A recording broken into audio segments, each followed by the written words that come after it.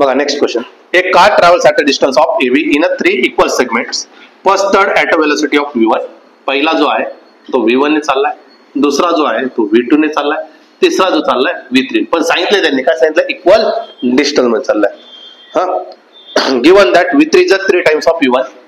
v3 जो आहे तो काय 3 टाइम्स ऑफ v1. v2 जो आहे 2 टाइम्स ऑफ v1 आणि v2 ची v1 ची व्हॅल्यू त्यांनी दिले. v1 ची व्हॅल्यू किती आहे 11.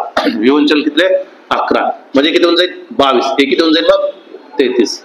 आणि इक्वल सेगमेंट आहे आणि 3 इक्वल सेगमेंट्स आहे. मग v एव्हरेजचा फॉर्म्युला काय म्हणतो 3 times of 1/v1 plus 1/v2 plus 1/v3. अजून फर्दर सिम्प्लिफाईड केलं तर काय भेटतो, वरती जातं 3 times of v1 v2 v3 divide by काय v1 v2 plus v2 v3 plus v3 v1. पण आपण याला घेऊ चालतो always 3 times of 1/v1. v1 ची व्हॅल्यू किती आहे 11 प्लस 22 प्लस 33. काय करणार 3 ने मल्टिप्लाय आणि 3 ने डिवाइड. 3 ने मल्टिप्लाय 3 ने डिवाइड. किती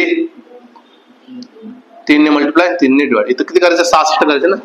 66 किती होणार आहे 2 ने मल्टिप्लाय आणि 2 ने म्हणजेच किती होणार आहे 3 डिवाइड बाय किती 6 प्लस 3 प्लस 2 डिवाइड बाय काय 66. हा म्हणजे किती होणार आहे डिनॉमिनेटर काय होईल न्यूमरेटर 3 इंटू किती 66 डिवाइड बाय किती किती होतील 11. 11 सक 66 7 18 मीटर पर सेकंड.